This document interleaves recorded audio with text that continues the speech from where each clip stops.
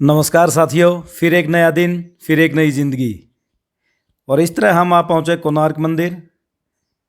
यहाँ थोड़ा सा आगे चलकर एक म्यूजियम है जिसमें इसकी पूरी डिटेल दी गई है कि ये मंदिर किसने बनवाया, कब बनवाया और इसमें कभी पूजा अर्चना भी हुई है या नहीं।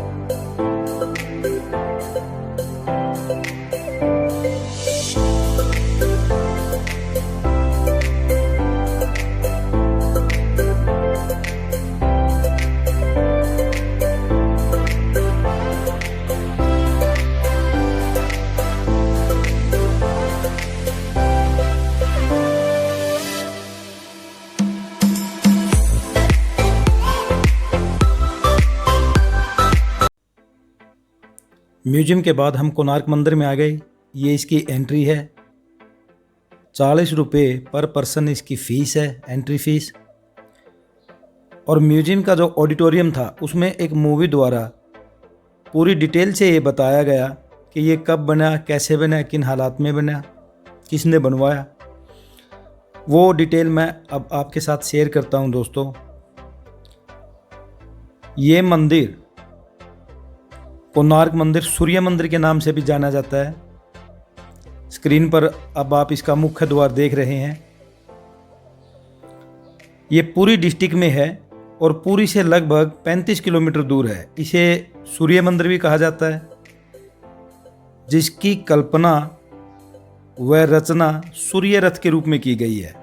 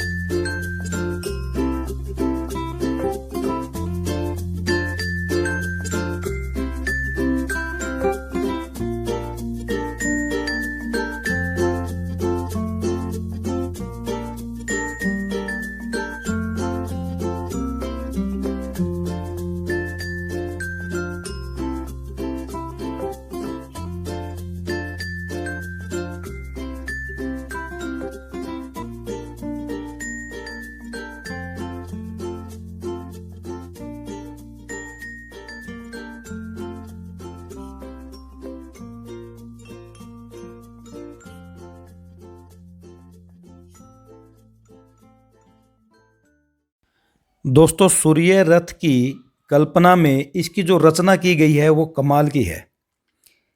इस रथ में 12 जोड़ी विशाल पहिए लगे हैं, जिसे 7 शक्तिशाली घोड़े तेजी से खींच रहे हैं। ये मंदिर अपनी विशालता, निर्माण शैली, वास्तु और मूर्तिकला के लिए प्रसिद्ध है। स्क्रीन पर देखिए, मंदिर का कोई भी भाग, कोई छोटी सी भी जगह ऐसी नहीं है जिस पर वास्तुकार ने अपनी कार्यशैली का उदाहरण ना दे रखा हो। कितनी गजब की नक्काशी थी, भारतीय नक्काशी। हस्तशिल्प का एक मुख्य उदाहरण है ये मंदिर। मंदिर का मुंह पूर्व दिशा में है और बताते हैं कि सूर्य उदय की किरणें जब इस मंदिर पर पड़ती थी तो वो कमाल का दृश्य होता था, लेकिन आजकल तो वो नहीं दिखाई देता। तो दोस्तों, म्यूजियम में जैसे हमें बताया गया और दिखाया गया उसके अनुसार इस मंदिर का निर्माण 13वीं शताब्दी में राजा नरसिंह देव राजा जी ने अपनी माताजी के कहने पर करवाया था। उनकी माताजी ने यह शर्त रखी थी कि मंदिर इतना विशाल और भव्य होना चाहिए कि संसार में कहीं भी ऐसा दूसरा मंदिर ना हो। और दोस्तों, इस वक्त जो स्क्रीन पर आप ये पहिया देख रहे हैं, आजकल हमारी भारतीय करेंसी में 10 रुपये के नोट पर ये छपा हुआ होता है। नरसिंह देव राजा के पिताजी ने ही जगन्नाथ पुरी मंदिर का निर्माण करवाया था, जो कि 12वीं शताब्दी में करवाया गया था। विज्ञान भी मानता है, हिंदू धर्म भी मानता है कि जो सूर्य की किरणें हैं वो स्वास्थ्य के लिए सबसे अच्छी हैं। इसीलिए सूर्य देवता को स्वास्थ्य का देवता भी माना गया है। और ये देखिए दोस्तों, यहाँ कुछ इंस्ट्रक्शंस हैं कि ऊपर जाना मना है। सूर्य मंदिर के शिखर पर आसमान में चमकते हुए सूर्य देवता। दोस्तों, इस वक्त स्क्रीन पर आप मेरी और मेरे पिताजी की तस्वीर देख रहे हैं। मैं यहाँ अपने पिताजी के, अपने परिवार के और आप सबके अच्छे स्वास्थ्य की सूर्य देवता जी से प्रार्थना करता हूँ। दोस्तों, इस मंदिर का निर्माण 13वीं शताब्दी में किया गया था और ये भी आज तक रहस्य ही है कि आसपास ना तो कोई पर्वत है, तो इतने विशाल पत्थर कहाँ से लाए गए और कैसे लाए गए। उस वक्त तो मशीनी युग भी नहीं था। इसके अलावा एक कथा और है कि जब इस मंदिर का निर्माण पूरा कर दिया तो इसके शीर्ष में कोई समस्या आ गई थी। 1200 वास्तुकारों ने इस पे काम किया था। राजा की शर्त थी कि आपसे अलग कोई भी इसमें काम नहीं करेगा। उन वास्तुकार में से एक का लड़का, जिसकी उम्र 12 साल थी, वो आया और उसने कहा कि ये समस्या मैं दूर कर सकता हूँ, और उसने वो समस्या दूर कर दी। पर जब सबको ये लगने लगा कि राजा अब सबको मार देगा और उस लड़के ने ये बात सुनी, तो उसने सोचा कि मेरी वजह से 1200 आदमी मरेंगे तो क्यों ना मैं ही मर जाऊं। और ये सोचकर उसने समुद्र में छलांग लगा ली और वो शहीद हो गया। कहा जाता है कि ये एक ऐसा मंदिर है जिसमें कभी भी कोई पूजा अर्चना नहीं की गई। और ये भी सच है कि ये मंदिर आज अपने आखिरी दौर में जी रहा है, जीर्ण शीर्ण अवस्था में है। कहा जाता है इसके शीर्ष पर एक चुंबक था, जिसे जब से हटाया गया तभी से ये मंदिर टूटने व बिखरने लगा। ये भी कहा जाता है कि उस चुंबक से यहाँ समुद्र के जो जहाज थे वो अपना रास्ता भटक जाते थे। कभी पुराने समय में सूर्योदय के कुछ इस तरह के सीन देखने को मिलते थे।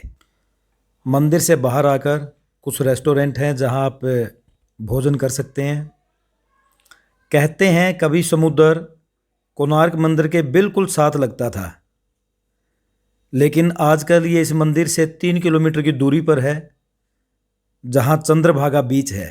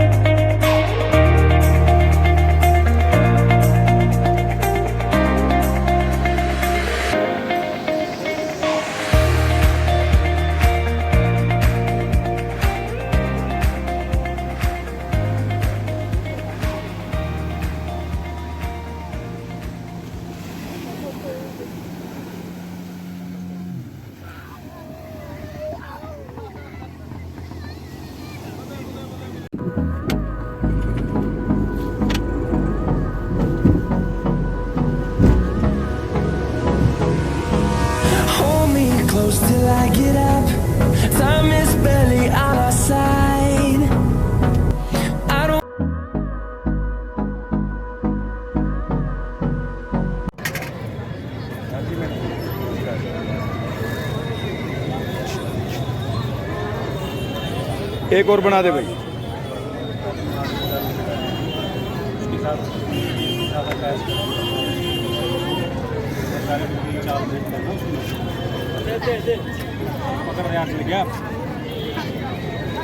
दोस्तों थैंक्स फॉर योर टाइम। इस वीडियो को प्लीज़ लाइक करना, सब्सक्राइब करना। इसका पहला पार्ट देखना हो तो मैंने नीचे डिस्क्रिप्शन में लिंक दिया हुआ है। खुश रहो, स्वस्थ रहो दोस्तों।